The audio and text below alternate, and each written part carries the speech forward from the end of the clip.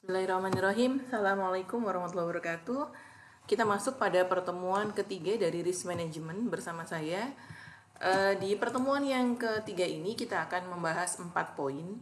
Di mana poin yang pertama yaitu tentang apa sih urgensi dari risk management framework. Kemudian yang kedua, apa saja risk management framework yang ada. Kemudian yang ketiga, bagaimana cara memilih risk management framework yang segitu banyak. Dan yang terakhir tentang implementasi dari risk management framework.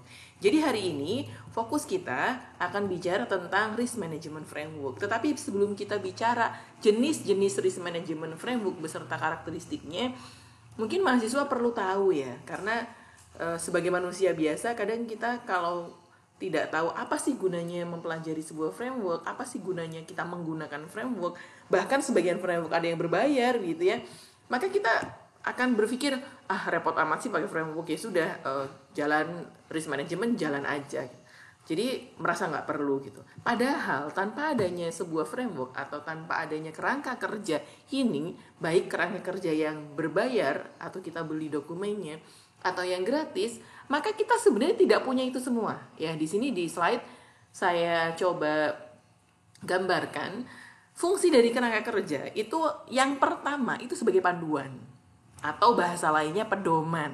Ya, tanpa adanya panduan atau pedoman, kita kan nggak akan tahu ya langkah pertama dari risk management itu apa. Kemudian dalam langkah pertama itu apa saja yang harus kita lakukan, apa saja yang harus kita perhatikan, apa saja yang harus kita list, kan kita nggak bakal tahu.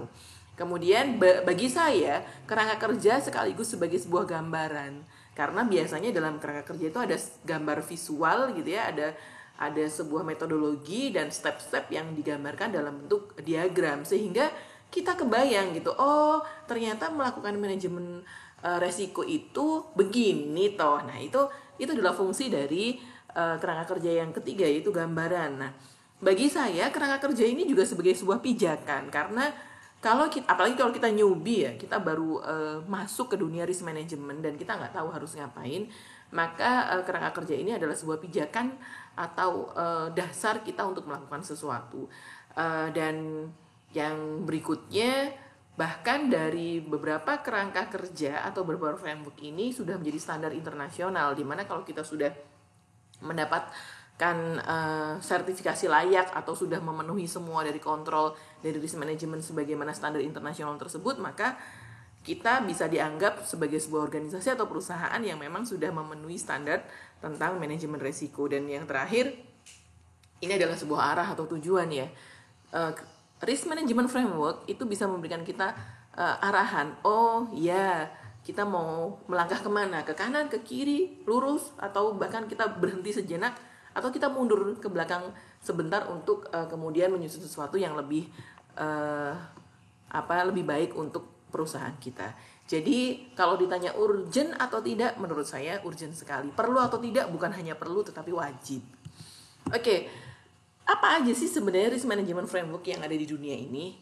Kalau beberapa minggu yang lalu saya selalu menyebut ISO 31000, ISO 31000 kan begitu ya.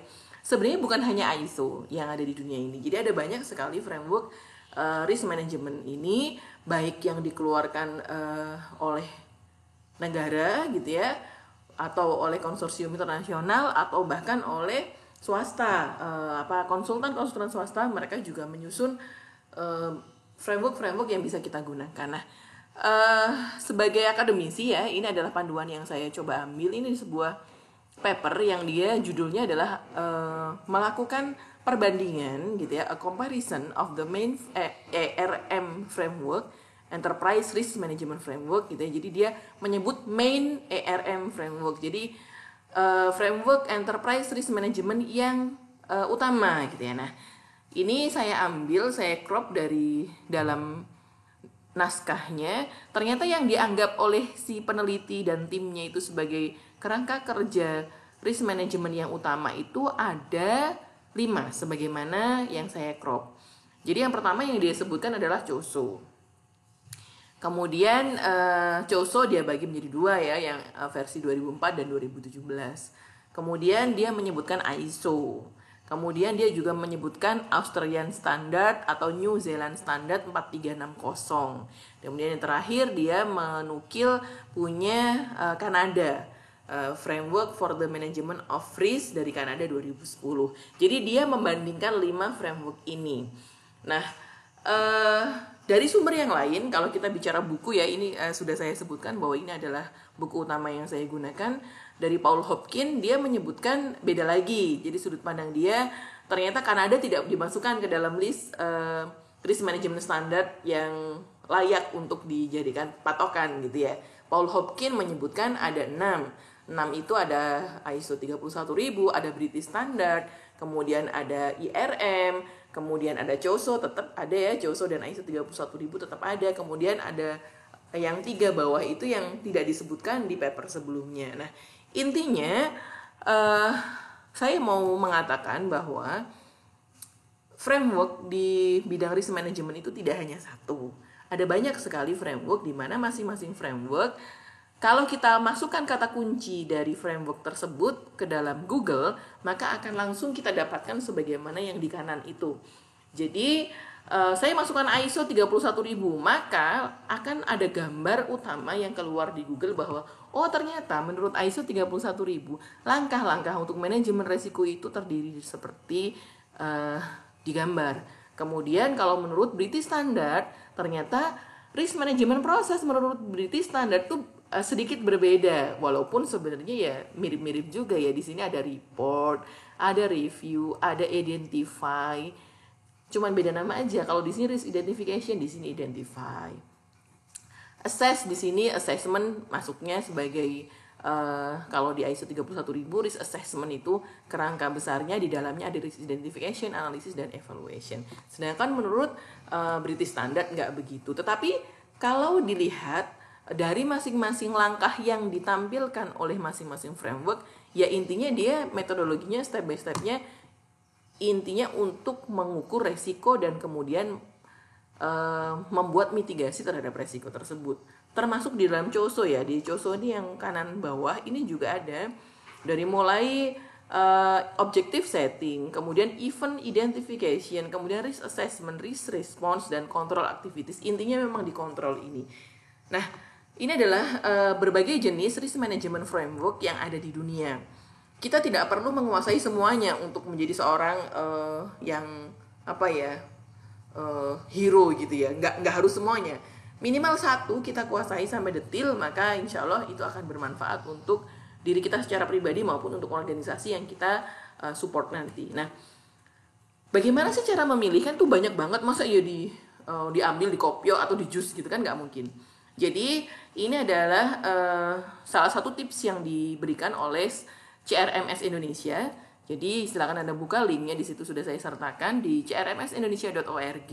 Dia mencoba memberikan perbandingan apa yang terbaik atau kekurangan dan kelebihan dari COSO dan ISO 31000. Jadi karena yang sebenarnya yang kalau kita bicara paling terkenal atau paling viral dari sekian banyak enterprise risk management framework, memang dua merek ini ya. Jadi 2 framework ini yang paling banyak disebutkan dan dipakai di seluruh dunia. Nah, CRMS Indonesia mengatakan bahwa dalam memilih standar untuk diimplementasikan, keunikan pada standar tersebut perlu dipertimbangkan dan disesuaikan. Intinya begini, kalau kita bicara ya analoginya mungkin antara kapur semut sama semprotan insektisida atau sebutlah merek Baygon gitu ya. Kapur semut dengan Baygon semprot. Efektif mana sih? Ya dua-duanya bisa membuat semut mati sih. Tetapi kalau kita bicara posisinya, si semut itu di mana? Kalau semut itu mengitari sebuah makanan yang tidak tertutup, maka dengan alasan keamanan kita tidak mungkin menyemprot makanan itu langsung dengan Baygon, karena pasti beracun makanannya. Dengan posisi seperti itu, maka yang paling efektif adalah kita ngambil kapur semut. Kita kemudian mencoretkan di sekitar makanan itu kapur semut. Lama-kelamaan semut-semut itu akan mati dan makanan kita aman. Nah, jadi kita tidak bisa bilang bahwa ISO itu the best lah. Nggak begitu juga, tergantung organisasi yang sedang kita manajemen resiko di dalamnya.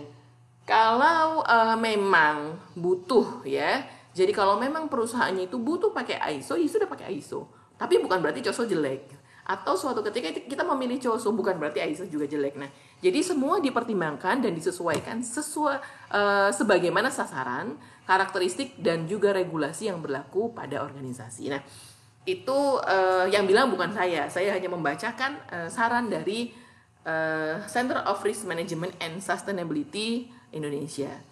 Nah, selain dari konsultan-konsultan sebagaimana CRMS yang tadi, kita juga bisa menggunakan panduan berdasarkan penelitian dari orang-orang tentang berbagai tipe atau berbagai jenis risk management framework, di mana kita bisa menyesuaikan. Sebagai contoh di sini ya, ketika saya crop, oh ternyata kalau dari sisi jumlah langkahnya masing-masing framework itu beda loh.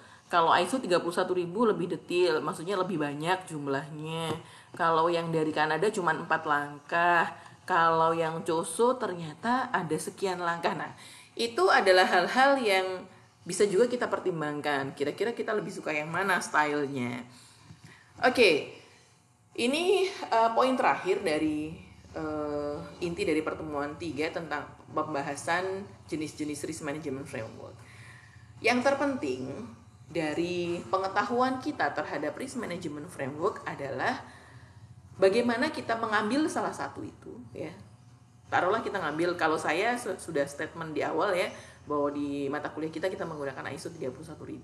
Nah, yang terpenting adalah ketika kita ngambil salah satu, oke, kita sudah nih menentukan ISO 31000. Maka yang terpenting adalah kita mengimplementasikan langkah-langkahnya sebagaimana panduan. Jangan sampai kita sudah memilih ISO 31000 tetapi kita tidak tahu dan tidak mengimplementasikan isi dari panduan. Misalnya risk identification.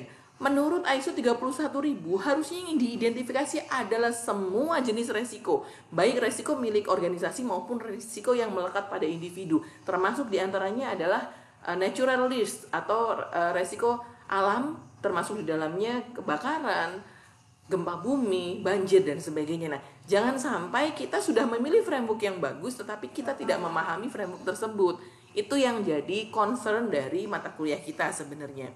Jadi, saya memang wajib mengenalkan jenis-jenis framework, tetapi jangan sampai kita cuma kenal tok, tapi tidak tahu dalamnya seperti apa. Nah, insya Allah di dalam pertemuan kita berikutnya, kita nanti akan fokus ke step-step dari risk management standard berdasarkan ISO 31000. Videonya saya akhiri sampai di sini. Semoga bermanfaat. Kita lanjutkan diskusi dengan Zoom meeting ya, karena saya juga mau mengevaluasi jawaban dari kelas terhadap video saya minggu lalu. Oke, sampai ketemu di Zoom. Saya akhiri. Assalamualaikum warahmatullahi wabarakatuh.